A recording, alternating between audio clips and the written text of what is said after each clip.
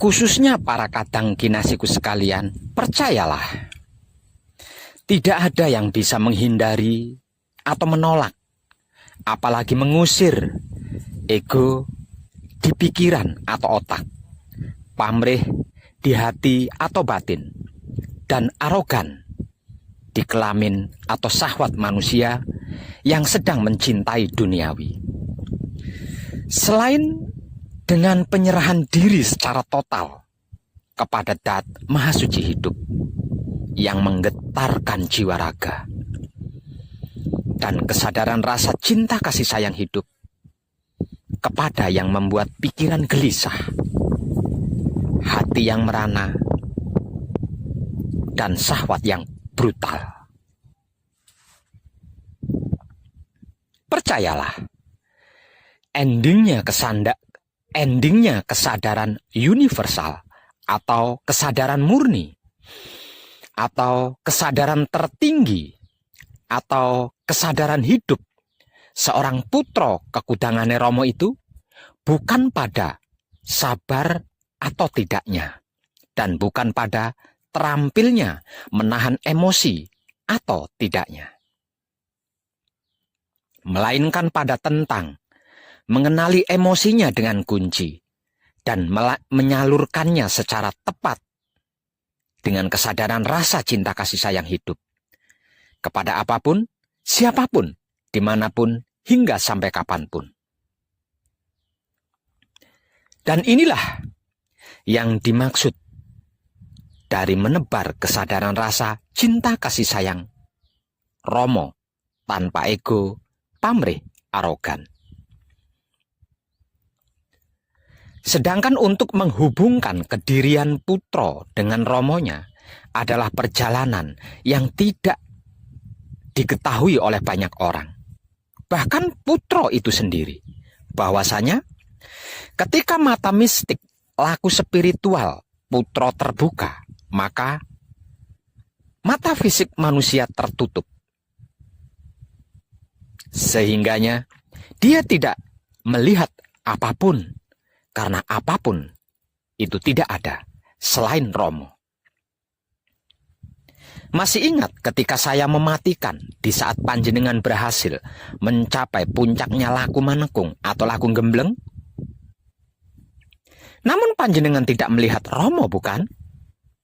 Itu karena Romo ono ing telenge Rahsaniro, para putra maksudnya. Ada pada kesadaran hidupmu. Jadi, untuk bisa melihat Romo, maka putra harus mijilake Romo. Jeneng sira ingsun mijilake, mula jeneng sira kudu bisa mijilake ingsun. Kadangku, putra kekudangane Romo, orang hebat, orang kuat, orang sakti, orang beriman, orang suci, orang tercerahkan maksudnya. Bukan mereka yang mampu melawan kemauan pikir di otaknya, kehendak batin di hatinya, keinginan syahwat pada kelaminnya. Atau bukan mereka yang bisa menahan kemauan pikir di otaknya, kehendak batin di hatinya, keinginan syahwat pada kelaminnya, dengan sabar atau kesabaran, bahkan dengan wahyu pancalaku sekalipun. Bukan. Sama sekali bukan. Putra kekudangane Romo, orang hebat, orang kuat, orang sakti, orang beriman, orang suci, orang tercerahkan maksudnya, adalah mereka yang bisa mampu mengenali, menguasai, dan mengendalikan kemauan pikir di otaknya, kehendak batin di hatinya, keinginan syahwat pada kelaminnya. Kemudian mampu bisa mengarahkan atau menyalurkannya secara tepat dengan kesadaran rasa cinta kasih sayang hidup kepada apapun, siapapun, dimanapun, hingga sampai kapanpun. Inilah arti maksud dari samu barang tumindak kinantenan sarwa mijil. Dan inilah bagian tertinggi dari seluruh lelaku bagaimanapun dan laku apapun istilahnya. Klimak akhirnya, klimak teguhnya, klimak rahayunya, klimak selamatnya, klimak bahagianya, klimak sempurnanya, dan klimak abadinya. Aku adalah kamu, kamu adalah aku. Namun aku bukan kamu, dan kamu bukan aku. Kalau kamu tidak bisa mijilake aku sebagaimana aku yang bisa mijilake kamu. Para kadang kinasiku sekalian, betapapun pintar dan pandai atau fasih serta lihainya seseorang berbicara tentang keilmuan dalam hal dan bidang apapun, terutama tentang ilmu agama. Jikalau masih ada kebencian, sirik, iri, dengki, buli, hasut, fitnah, dan dendam, masih mencari-cari kesalahan orang lain, keburukan atau kejelekan dan kekurangan orang lain, kelemahan orang lain, menilai, mencela, dan menghina, menghakimi, percayalah. Sesungguhnya dia masih cetek, masih di seputar angan-angan katanya itu dan ini. Belum benar-benar mengerti, belum benar-benar memahami apa dan bagaimana itu ilmu, dan apa serta bagaimana itu agama yang diyakini dan merasa sudah dimilikinya. Kalau tentang ilmu, jika masih mencari-cari kesalahan ilmunya orang lain, keburukan atau kejelekan dan kekurangan ilmunya orang lain, kelemahan ilmunya orang lain, untuk dinilai, dicela, dihina, dihakimi, kemudian dijatuhkan dan dihancurkan, dan itu mengatasnamakan perguruan atau guru di perguruannya, percayalah, selain itulah orang sombong, arogan, dan jumawa yang berpikir dangkal.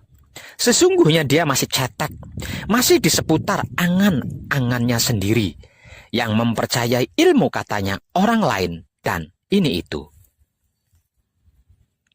Belum benar-benar mengerti, belum benar-benar memahami, belum benar-benar mengetahui apa dan bagaimana itu ilmu yang dimilikinya.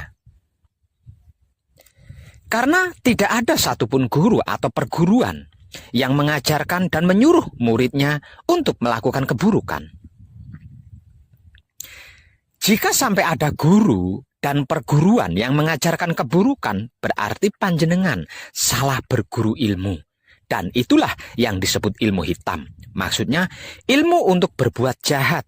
Maka berhati-hatilah.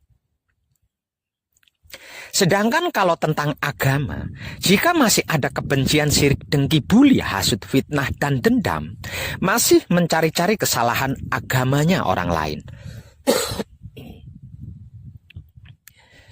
keburukan atau kejelekan dan kekurangan agamanya orang lain, kelemahan agamanya orang lain, untuk dinilai, dicela, dan dihina, dicaci maki, dihakimi, diajak berdebat, adu argumen, yang ujung-ujungnya menjadi pertengkaran dan perkelahian, bahkan perang, dan itu diatasnamakan agama dan Tuhan di dalam agamanya, percayalah.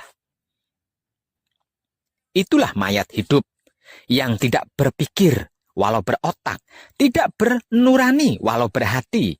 Namanya juga mayat hidup. Edan tenang. Sesungguhnya dia masih cetek, masih di seputar angan-angannya sendiri, yang meyakini katanya orang lain dan itu ini. Belum benar-benar mengerti, belum benar-benar memahami, sehingga belum mengetahui apa dan bagaimana itu agama yang diyakininya. Karena tidak ada satupun agama dan Tuhan di dalamnya yang mengajarkan dan menyuruh pengikutnya untuk melakukan keburukan. Jika sampai ada agama dan Tuhan di dalamnya mengajarkan keburukan dan melakukannya, berarti panjenengan salah memilih agama dan salah memilih Tuhan. Maka berhati-hatilah. Jadi, kalau ada kiai ustadz atau ustazah, dai, bahkan habib atau syekh sekalipun, pendeta, pemangku, biksu, dan sejenisnya dari keyakinan agama panjenengan masing-masing, jika berbicara lantang dan lancang, melontarkan kata-kata kebencian, cacian, makian, hinaan, celaan pada keyakinan lain, agama lain, atau orang lain, dan apapun itu, di depan panjenengan-panjenengan, apalagi di sebuah majelis taklim atau majelis akbar, dan lain-lain sebagainya, jangan lama-lama, apalagi sampai mengikutinya. Cepat pergi dan tinggalkan dia. Karena selain dia sedang mendustai panjenengan, dia sedang memprovokasi panjenengan agar supaya panjenengan bisa dijadikan kambing hitam dan korbannya untuk mencapai misi dan visi pribadinya.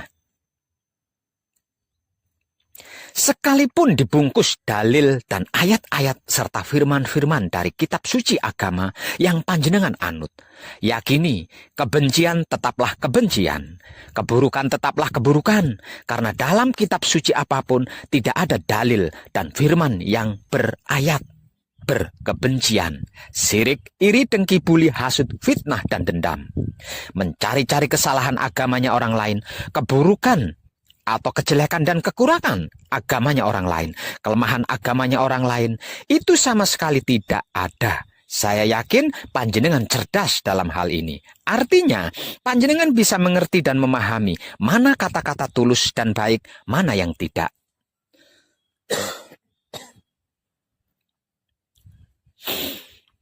Terlebih lagi jika seorang itu mengaku putra Romo dengan mengatasnamakan namanya Romo, dan kunci dia mencari-cari kesalahan orang lain, keburukan orang lain, kejelekan orang lain, kekurangan orang lain, kelemahan orang lain, apalagi kepada sesama putra Romo.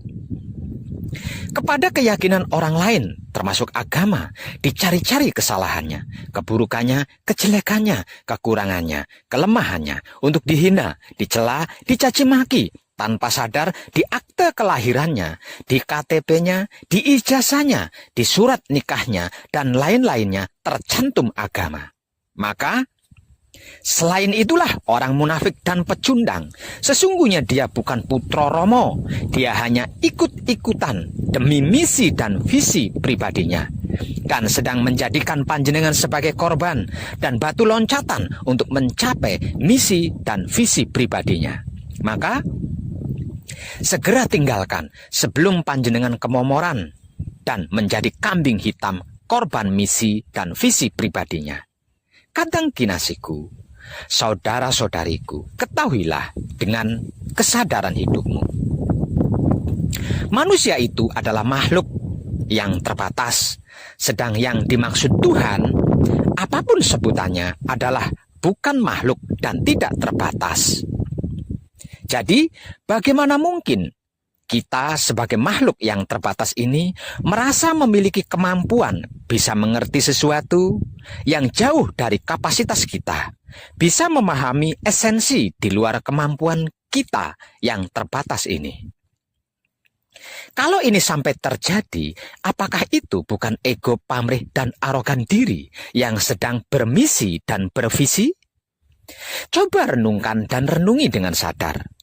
Jangan terburu-buru menyimpulkan dulu. Renungi dan renungkan saja dulu. Kira-kira iya begitu? Apa iya begitu? Ini dan disinilah salah satu akar masalah dari masalah-masalah yang tidak manusiawi paling utama, yang sedang tumbuh berkembang di NKRI, yang sama-sama kita cintai ini. Bahkan bisa jadi akan menjadi pemicu paling utama terjadinya aksi Panglima Sapu Jagat yang akan bakal terjadi sekitar tahun 2025 nanti. Sebab dari pengertian dan pemahaman makhluk terbatas ini, akibatnya tidak sedikit jumlahnya orang-orang terjebak dalam cara berpikir di mana mereka memanusiakan Tuhannya. Sehingga merasa punya hak mendikte kemauan Tuhan, bahkan merebut dan mengambil alih kuasa Tuhan. Konyolnya lagi, merasa mampu melindungi Tuhan dari berbagai macam ancaman dan menjaga harga diri Tuhan dari orang-orang yang menghina dan mengancam Tuhan. Merasa tahu apa yang Tuhan pikirkan dan merasa punya hak wewenang bertindak atas nama Tuhan. Hingga pada akhirnya, kelemah lembutan pemikiran manusianya dan kesadaran hati nurani makhluk terbatasnya berubah menjadi sifat arogansi dan sikap radikalisme yang berkelakuan tega dan kejam. Membabi buta menghancurkan apapun yang dianggapnya pesaing dan penghalang misi visinya. Inilah bahaya besar yang sedang mengancam NKRI kita saat ini dan sudah terjadi di beberapa titik daerah dan wilayah NKRI kita. Mengatasnamakan Tuhan untuk kepentingan pribadi dengan cara mendogmakan prinsip hidup yang sebenarnya tidak ada di dalam kitab suci agama apapun. Kepada seluruh generasi muda NKRI yang sedang haus ilmu dan masih berdarah panas. Ini adalah akibat dari sebab para guru-guru, para pembimbing, kiai, pendeta, biksu atau bikuni, pemangku, dan entah apalagi sebutannya, yang sebagai pengajar dalam masing-masing agama atau kepercayaan, yang menyampaikan dan mengajarkan kitab sucinya masing-masing agamanya dengan tidak jujur apa adanya, melainkan dengan misi dan visi pribadinya, bahkan politik di dalamnya. Untuk seluruh para guru-guru, para pembimbing, kiai, pendeta, biksu atau bikuni, pemangku, dan entah apalagi sebutan dalam keyakinan agama apapun, kalau mempunyai misi dan visi pribadi, dimohon jangan menggunakan agama sebagai tameng dan mengatasnamakan Tuhan. Masih ada banyak cara dan teknik lainnya. Kalau tidak tahu dan tidak bisa, datang temui Wong Edan Bagu. Nanti saya ajari cara dan teknik mencapai misi dan visi dengan baik dan tepat. Dijamin berhasil dan gratis belajarnya. Jangan korbankan generasi anak bangsa NKRI kita yang tak lain dan tak bukan adalah saudara-saudari panjenengan sendiri, bahkan anak cucu keturunan panjenengan sendiri. Sekali lagi, jangan memanfaatkan agama apalagi mengatasnamakan Tuhan untuk keinginan pribadimu. Itu pengecut dan pecundang namanya. Dalam kehidupan dunia ini, silahkan. Hiduplah sesuka pikiranmu, tapi ingat kau akan mati. Cintailah apa saja sesuka hatimu, tapi ingat kau akan meninggalkannya. Berbuatlah sesuka kelaminmu, tapi ingat kau akan dibalas. Paling lambat awal tahun 2025 nanti, yang tinggal beberapa tahun lagi loh. Semuanya, segalanya, bahkan seluruh kemunafikan yang mengatasnamakan agama, pecundang yang mengatasnamakan Tuhan, dan para pengkhianat kebaikan akan dihancurkan. Tidak percaya? Awalannya ini sudah terjadi loh. Perhatikan saja di sekelilingmu. Bagaimana keadaan sikonnya orang-orang munafik yang mengatasnamakan agama, pecundang yang mengatasnamakan Tuhan, dan penyuka keburukan yang tidak berkemanusiaan. Perhatikan. Untukmu yang sudah sadar dan bertaubat serta sudah memperbaiki laku diri, kita tunggu bersama-sama puncaknya ya. Kita saksikan apa yang akan terjadi bagi mereka yang tidak segera bertaubat dan memperbaiki laku diri, yang masih hidup hingga tahun 2025 nanti. Namun, tidak mau sadar diri dan bertaubat serta memperbaiki laku. Edan tenan. Tercerahkanlah kita semuanya, dan salam setuhan penuh cinta kasih sayang dari dalam lubuk hati saya, wong edan baku yang paling dalam. Selamat, selamat, selamat, rahayu, rahayu, rahayu, damai, damai, damai tentram.